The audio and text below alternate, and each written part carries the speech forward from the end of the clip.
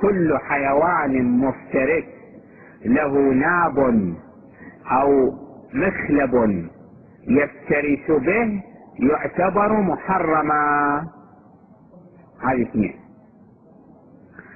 تحرم الحشرات، ونقصد بالحشرات الحيوانات الصغيرة التي تعيش عادة في الجحور. ابدأوا من الأرنب والفار وما بعدهما الأصغر منهما. الأرنب حرام. ممكن واحد يقول ليش حرام؟ لأن فيه نص روايات واردة عن أهل البيت عليهم السلام تدل على أن الأرنب محرم.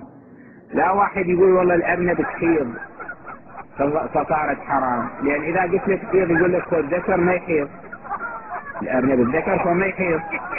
احنا لا نجيب علة من كيفنا. النص قايل الأرنب حرام، ليش ما ندري؟ مثل ما الفار حرام. الفار ليش حرام؟ هم ما ندري. القط ليش حرام؟ ما ندري. الحرام والحلال الشرعي عينهم.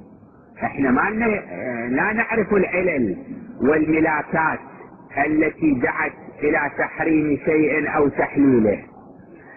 الارنب محرم، الفأر محرم، الخنافس، الحيات، العقارب،